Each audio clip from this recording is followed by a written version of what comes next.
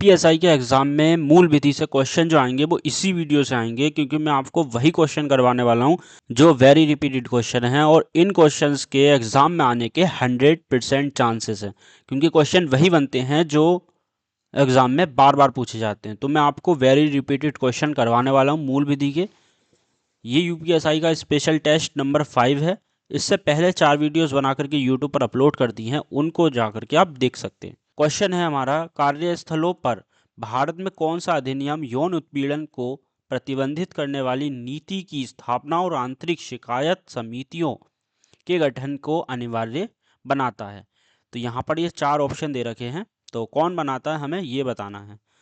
तो इसका right answer है पॉश अधिनियम। ठीक, ऑप्शन नंबर डी।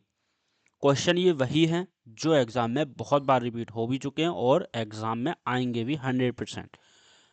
क्वेश्चन है, सूचना का अधिकार अधिनियम 2005 के अंतर्गत प्रत्येक सरकारी विभाग में इसके अंतर्गत नियुक्त प्राधिकारी कौन होता है? तो कौन होता है हमें ये बताना है। तो यहाँ पर option number C right answer है, लोक सूचना अधिकारी।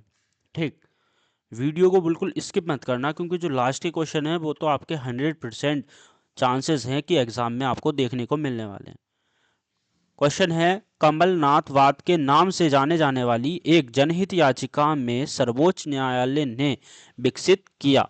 तो क्या विकसित किया यहाँ पर? ये सार्वजनिक विश्वास सिद्धांत। ऑप्शन नंबर बी यहाँ पर राइट आंसर है। ठीक, क्वेश्चन है, घरेलू हिंसा से महिला संरक्षण अधिनियम 2005 एक महिला को क्या कार्रवाई करने की अनुमति देता है? तो ये जो देता है, ये चिकित्सक व्यय के लिए आर्थिक राहत की मांग करना। तो ऑप्शन नंबर ए यहाँ पर राइट आंसर है। ठीक, अगला क्वेश्चन, पंजाब राज्य बनाम प्रताप सिंह वेरका बाद में भारत के सर्वोच्च न्यायालय ने भ्रष्टाचार निवारण अधिनियम के तहत लोक सेवकों पर वाद चलाने के बारे में क्या जोर दिया? तो यहाँ पर option number B right answer है, अपराध को मान्यता देने या उस पर कार्रवाई करने से पहले अभियोजन मंजूरी नामक विशेष अनुमति की आवश्यकता होती है। ठीक, तो इसका आंसर ऑप्शन नंबर बी है। अगला क्वेश्चन है, एससी और एसटी अत्याचार निवारण अधिनियम 1989 के निम्नलिखित में से कौन सा खंड वन अधिकारों से संबंधित है? तो यहाँ पर धारा हमें बतानी है, तो ऑप्शन नंबर डी यहाँ पर राइट आंसर है, धारा 2। ठीक, अगला, पोक्सो अधिनियम के तहत कौन विशेष न्यायालय स्थापित कर सकता है? तो यहाँ पर पोक्सो अधिनियम के बारे में पूछा है, तो यहाँ पर option number C right answer है, उच्च न्यायालय के मुख्य न्यायाधीश के परामर्श से राज्य सरकार। ठीक, अगला क्वेश्चन, राष्ट्रीय सुरक्षा अधिनियम के तहत हिरासत में लिए गए व्यक्ति की अस्थायी रिहाई अधिनियम की धारा में प्रदान की गई है। तो किस धारा में ये प्रदान की गई है? तो ये धारा 15 में की गई है। ऑप्शन नंबर डी यहाँ पर राइट आंसर है। क्वेश्चन है, क्या एक पुलिस अधिकारी एक एफआईआर दर्ज करते हुए किसी संगीन केस में अपनी तरफ से कोई टिप्पणी लिख सकता है या किसी भाग को स्पष्ट रूप से दर्शा सकता है या नहीं? तो बिल्कुल भी नहीं, ऑप्शन नंबर बी यहाँ पर राइट आंसर है। ठीक, अगला क्वेश्चन, हाल ही में ट्रिपल टेस्ट शब्द उत्तर प्रदेश सरकार को इलाहाबाद उच्च न्यायालय के आदेश के आलोक में समाचारों में देखा गया था।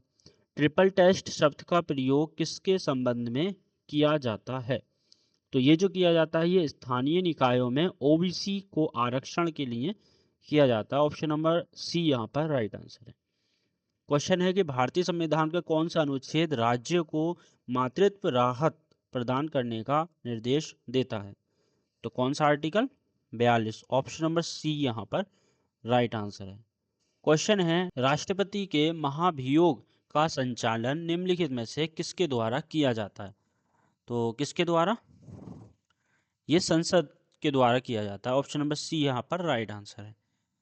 क्वेश्चन है, भारतीय संविधान के निम्नलिखित में से किस अनुच्छेद के तहत राज्यों में विधायिका का गठन किया गया था?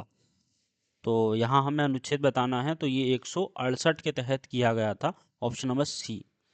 क्वेश्चन है, भारत के संविधान का अनुच्छेद 231 दो या दो से अधिक राज्यों के लिए एक सामान्य उच्च न्यायालय स्थापित करने की शक्ति प्रदान करता है।